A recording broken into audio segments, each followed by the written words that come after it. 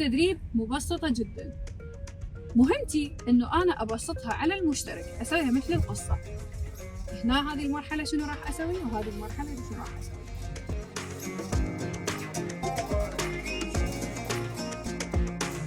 ارتئيت أن أقدم خدمة تعليم قيادة السيارة لبنات محافظتي بل والعراق كافة. تقريبا أنا في هذه المهنة ما يقارب 8 سنوات، مو وحدي، لكن أنا أمتلك كادر تدريبي في مجال قيادة السيارات، وما شاء الله احنا دربنا نص البصرة تقريبا والآلاف المؤلفة. الهدف من هذا كله أنه تتساوى المرأة البصرية والمرأة العراقية مساواة بالنساء اللي خارج العراق. ذهاب وإياب وستوب، بمعنى انه انا ما اتحرك وما امشي. اوكي.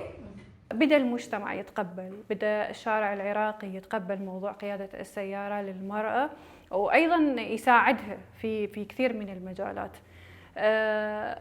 العقبات اللي واجهتها انا ما اعتبرها الا لسلمه حتى اصل الى ما اريد. اكثر شيء اعاني من عنده اول ايام تجي المشتركة، يا مخليه ايده هنا يا هيك يا هيك، فلازمت الستيرنج بصورة صحيحة هالشكل. شفتي هذا، خلي الابهام هنا، شفتي هذا الابهام اخليه